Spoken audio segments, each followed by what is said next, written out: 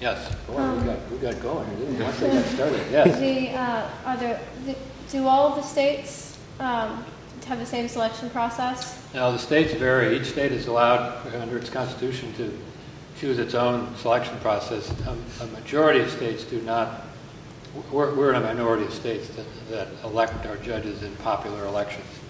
There are variations of systems, but the most popular system is some form of a, as I described, the governor is established by executive order just for vacancies, where there's a committee that analyzes or reviews the qualifications of candidates, and the governor then selects one of the, usually 3 are recommended, and there's a retention election. That's the most popular system, but there are other systems that are, a number of states have a system similar to ours, where, as I say, we're in the minority of states that do that. But every state is able to choose their own method.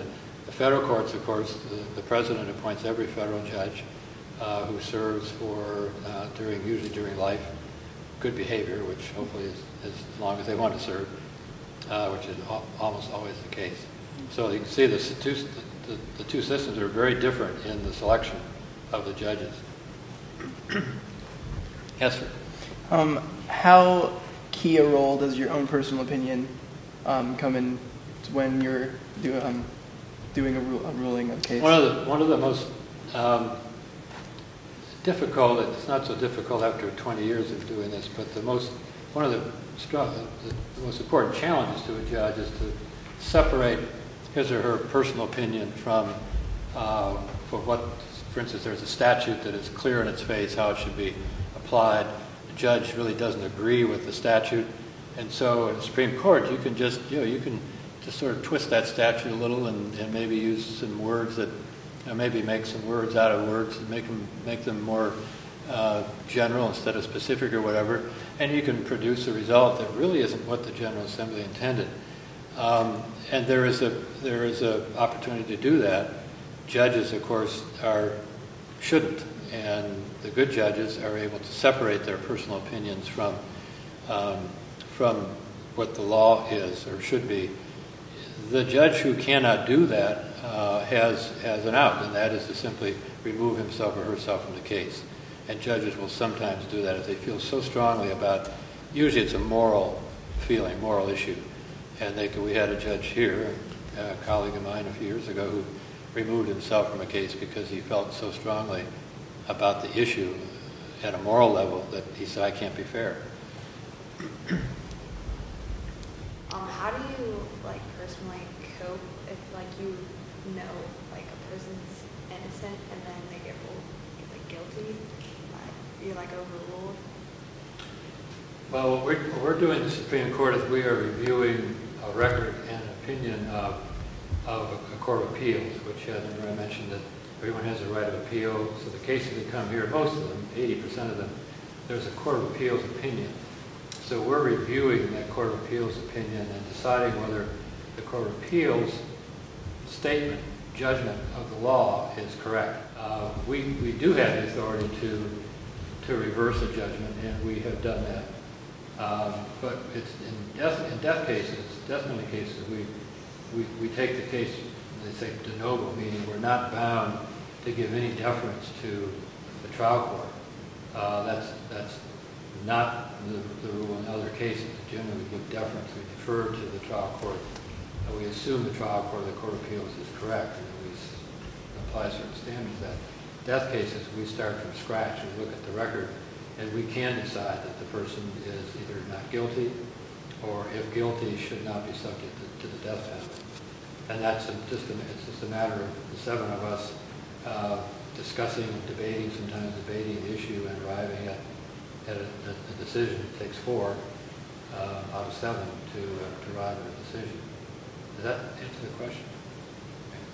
Yes. I know that you said that you don't exactly agree with how the election process and statement process of a the highest Supreme Court justice, but what are the term limitations, and do you think those are where they should be? Well, every judge in Ohio serves a 6-year term.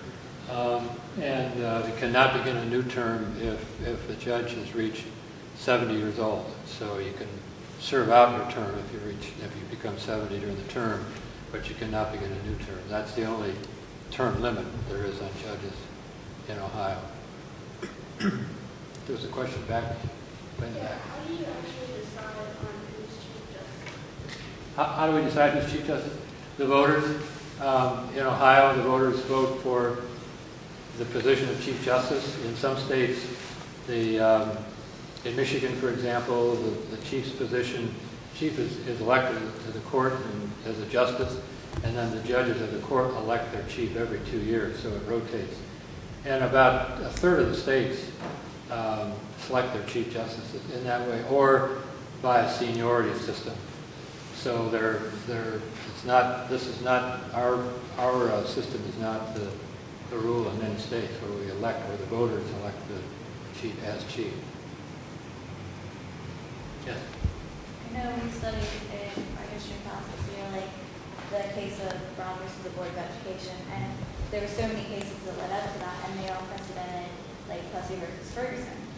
And so when a case comes to you that they precedent like former rulings of the Supreme Court, how often do you guys overturn rulings? Or are you Well, our system, American system, says that we rely on common law or on precedent, stare decisis. Unlike the Western, French, German countries, those countries, they're the civil system and they're not bound by precedent. We are. But precedent is, what is it? It's a statement of the law on this issue that's before you. But oftentimes, it's not exactly the same issue, and the facts are different. And so what courts will do is they will distinguish between the previous case and this case. And so the law slowly develops so that as new factual situations come before courts, the law can change. It'll develop slowly, usually slowly. A few years ago, we set a standard that we apply if we're going to outright overrule a previous decision. And it's a pretty high standard. And we've applied it, we've not overruled previous decisions several times by applying that standard where lawyers have said, this previous case shouldn't be overruled, and we apply this high standard and decide, no, that's the law. You may disagree with it, but it is the law, we're going to keep it. The reason for precedent in this country is that it gives predictability, some consistency, so that people know what the law is. You can imagine in a country in which there's no precedent, and you go to a lawyer's office and here's the situation I had, and give me advice on what my rights and my responsibilities are, and then the lawyer says, well, the last time the court ruled on this was the answer, but I can't assure you that in your case it'll be the same answer. Now they tend to, just human nature being what it is, courts tend to look to see what they did in the past. But like in France, for example, they're not bound to do that. So our system, there hasn't been any real movement to change in this country to change our reliance on precedent, because it does provide a fair amount of predictability and consistency. That's a good question. Well, they're all good questions, but that's one I don't get very often. Yes? Do you have any suggestions for anybody who would like to pursue a career in law? Yes. Take all the high school and college English courses you can. Develop your writing skills, analytical skills.